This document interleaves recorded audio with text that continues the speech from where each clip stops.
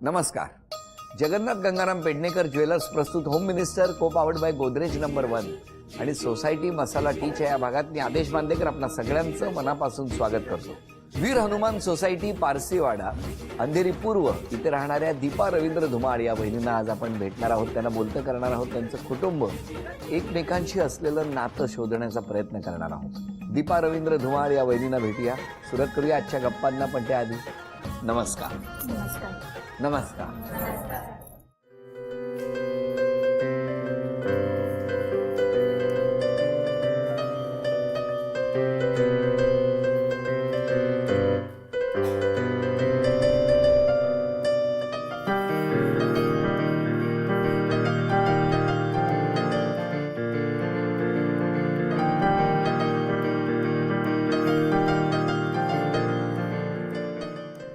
हे कुठे लावलंय जरा क्लोज करा. बसा बसा बसा.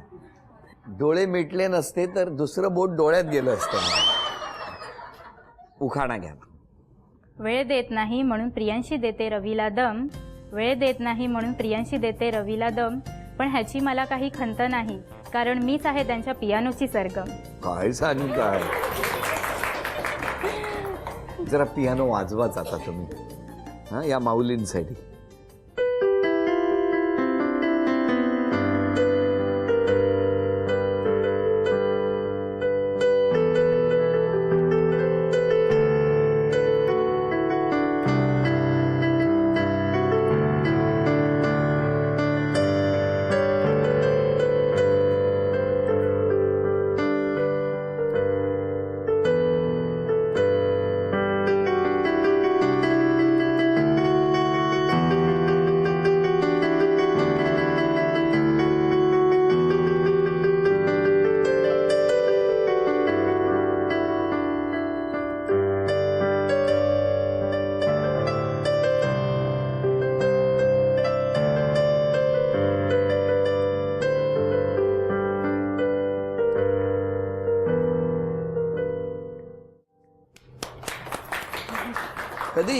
कधीपासून शिकताय तुम्ही? तरी मी म्हणजे 12th पास झालो त्याच्यानंतर.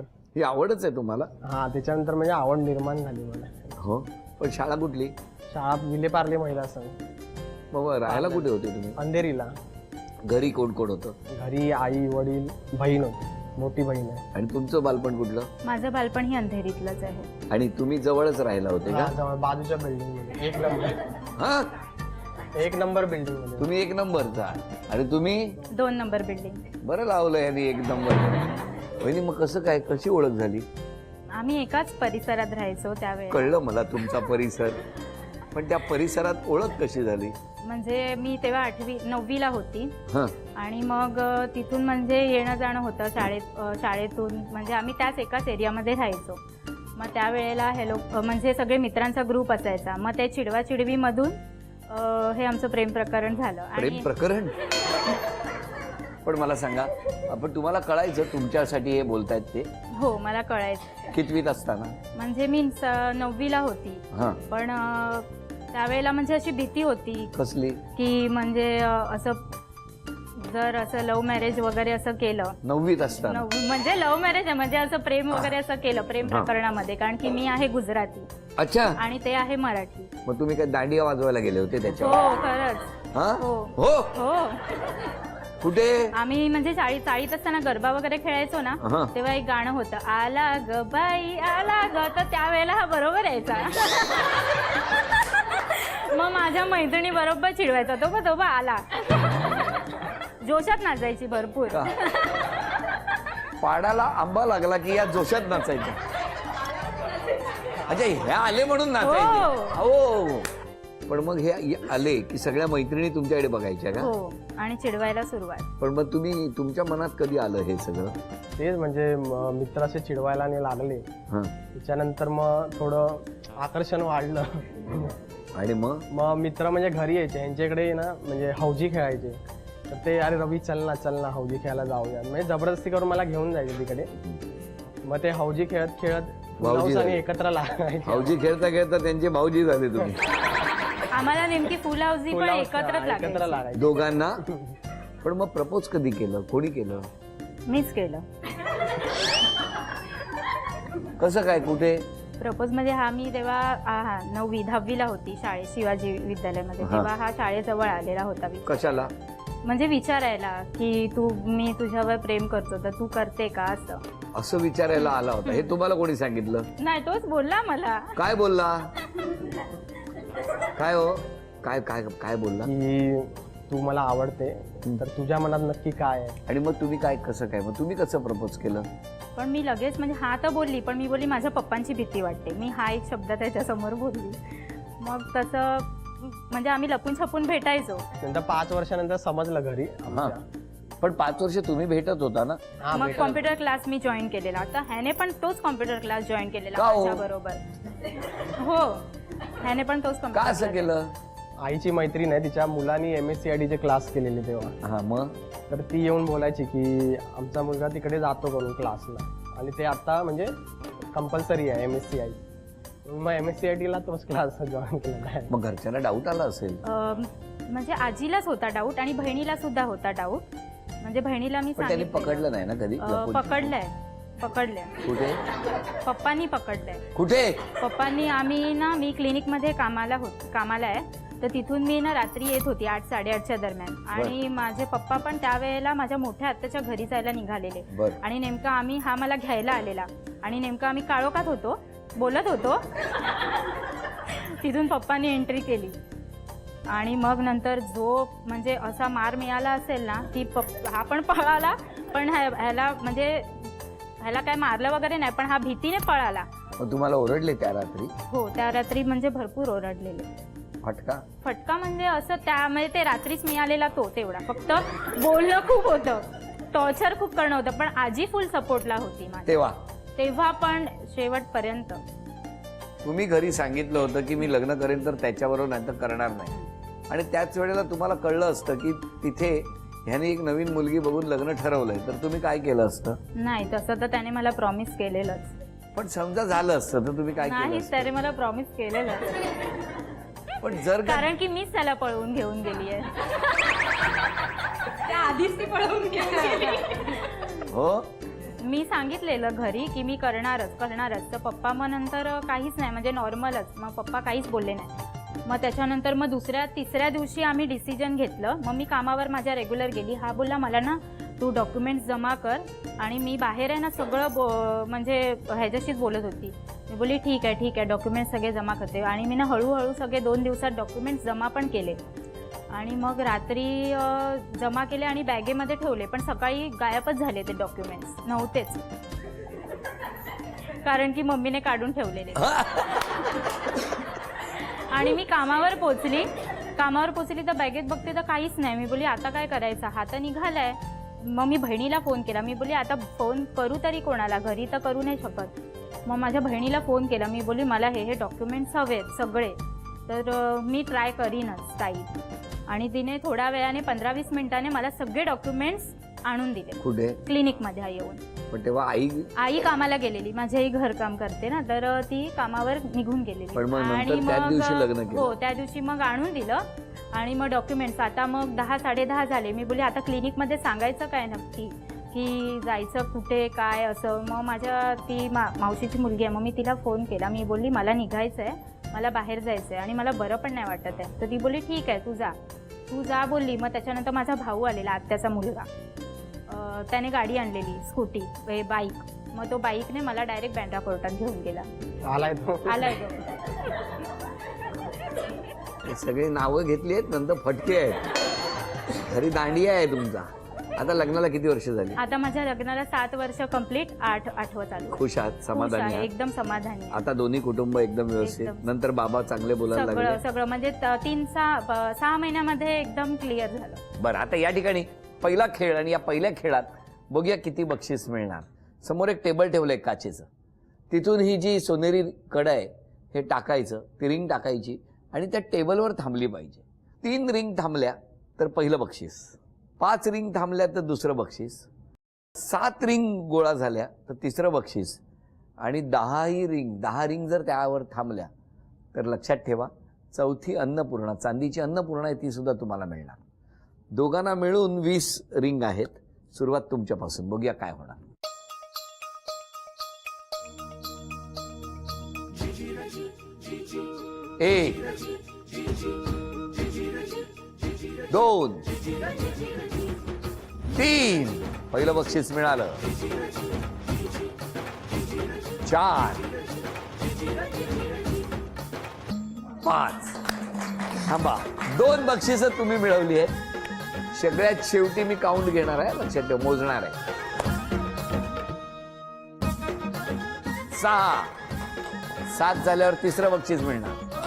3 बक्षिसं मिळाली. 7 8 आणखी 2 रिंग आणि चांदीची अन्नपूर्णा. 9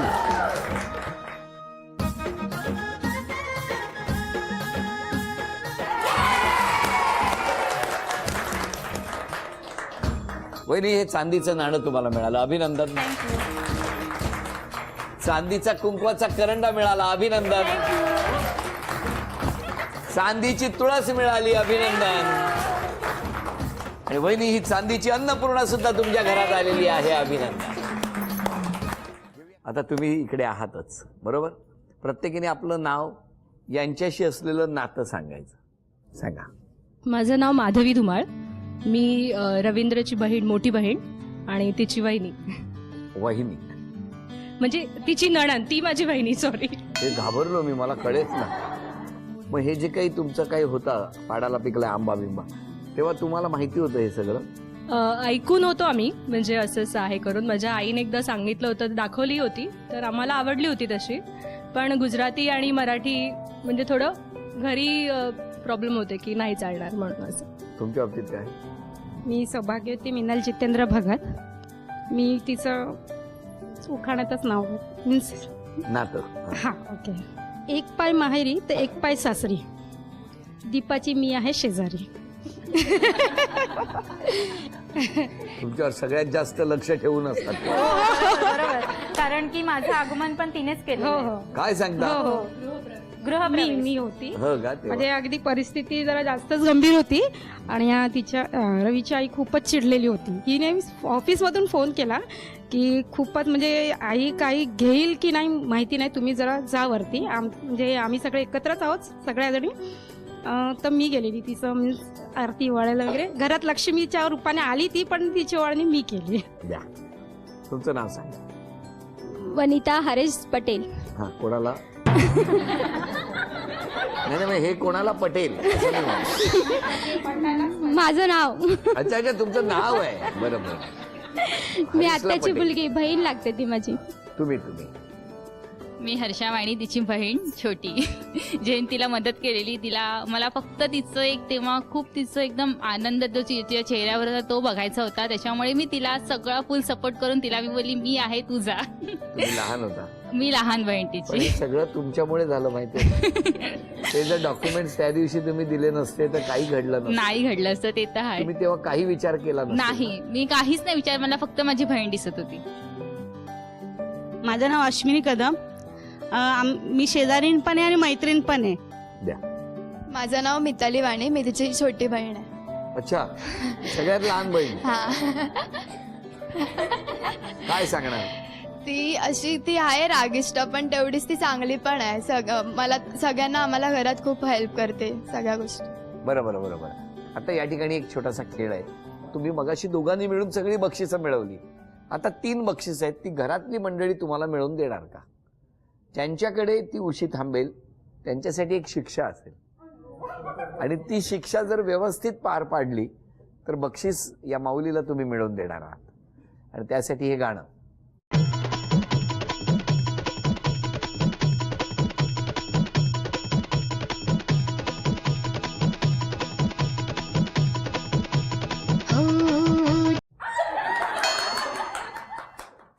तुम्हीच ओवाळलं होतं ना पहिलं. ते उशीलाही कळलं. हा, थांबा. 1 ते 25 मधला एक आकडा, कुठलाही अंक सांगा. 9. 1 2 3 8 9. बघूया कुठली शिक्षा आहे तुमच्यासाठी. एकही क्षण न थांबता 10 रंगांची नावं सांगा. लाल, पिवळा, हिरवा, निळा, गुलाबी, जांभळा, काळा, पांढरा, गुलाबी. बरं, मला सांगा, तो झांबळा कुठला रंग? जांभळा. Actually, ती पण गुजराती आहे ना, मी तिला म्हटलं गुजरातीमध्ये बोल का? नाही चाललं असतं. नाही ते कुठला आहे तो रंग परत सांगा. जांभळा हा? झेंबळा तो एक चुकून झाला मिनिट. असेल हो. तुम्ही अगदी बरोबर सांगता. हसू नका. 1 मिनिट परत एकदा सांगा. जांभळा तसंच होते का प्रोनाऊन्स? जांभळा. ओके जांभळा. मी मराठी शिकले आहे. पण बरोबर आहे. हो ओके तुम्ही शाळेत विषय कुठला होता? मराठी होता. मराठी हो. मग तेव्हा कुठला रंग? तुम्ही आधी बरोबर बोललेले. हे चुकीचं सांगताय. कुठला रंग सांगा. जांभळा. ते हसताय. जांभळा. Proud of you. का पण मीन्स कशा? मी हा रंग पहिल्यांदा ऐकला म्हणून. ओके जांभळा रंग आहे आहे रंग जांभळा. ता तांबडा, ता नारंगी, पी पिवळा, ही हिरवा, ताना पी नी निळा, पा पारवा, जा जांभळा. 10 कलर सांगायचे ना. काळा, पांढरा आणि मरून. अभिनंदन. मरून कोण आता? मेरून. आम्ही मरून गेलोय आता. अभिनंदन. हे बक्षीस तुम्हाला मिळवून दिलं त्याने. तुम्हाला झी मराठी कडून ही भेटवस्तू. अभिनंदन. ओके. गाणं.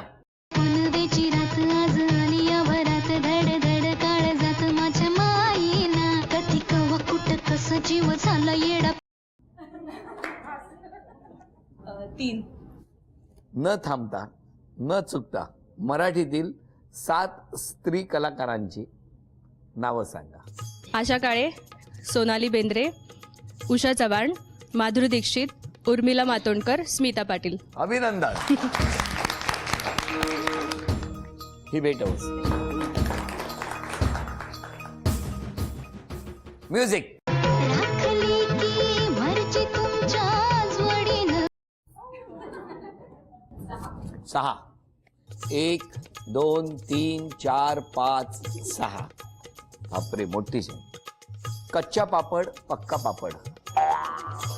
हे वाक्य न थांबता न चुकता सलग 10 वेळा म्हणायचं. कच्चा पापड पक्का पापड, कच्चा पापड पक्का पापड, कच्चा पापड पक्का पापड, कच्चा पापड पक्का पापड, कच्चा पापड पक्का पापड, कच्चा पापड पक्का पापड, कच्चा पापड पक्का पापड, कच्चा पापड पक्का पापड, कच्चा पापड पक्का पापड, कच्चा पापड पक्का पापड. कच्च्या पाकड पक्का पाकड गगड. आणि हे मात्र बक्षीस गेलं. सासूबाई, सुनेबद्दल सांगा. ती खूप रागिष्ट आहेच आणि ती मला कधी चहा करूनच देत नाही. कारण की आईच्या आणि हातच नाही. रवीला कधी जेवायला वाढतच नाही. हो पुढे. माझ्या मुलीने असं केलं लग्न. हाय सगळं चांगला, पण ती जरा रागिष्टर आहे. पण माझं जावई चांगले आहे. हो. जावई मला मुलासारखं भेटलंय. बरं, आता मला वहिनी तुम्हाला विचारायचंय. या सगळ्यांनी बोलले तरी सुद्धा काही आरोप आले. ते आरोप मी वाचून दाखवतो. रागिष्ट तर पहिलाच असणार. सगळ्यात आवडता छंद भांडण. हो, मला असं जर पटलं नाही तर मग मी भांडायला सुरुवातच कसं करते. आहे? मान्य आहे का? हो मान्य आहे. लगेच भडकते. बापरे काय काय नाही. कोणत्याही कार्यक्रमात तिला घेतलं नाही की लगेच रुसते. बरं, मला तुम्हाला विचारायचंय, आज क्षमा मागायची असेल तर कोणाची मागणार? क्षमा मागायची असेल तर मम्मी पप्पा आणि माझे खास करून मामा. त्यांना असं म्हणजे वाटत होतं की म्हणजे आमच्या फॅमिलीमध्ये की मी व्यवस्थित लग्न करावं, कारण की मामांची मी खूप लाडकी आहे अजून पण.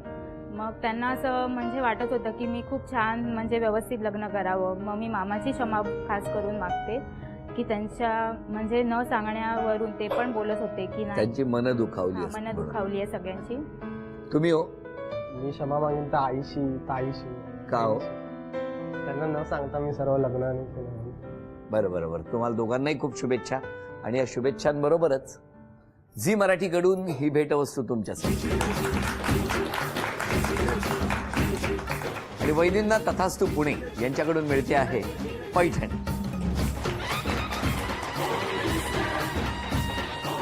अभिनंदन.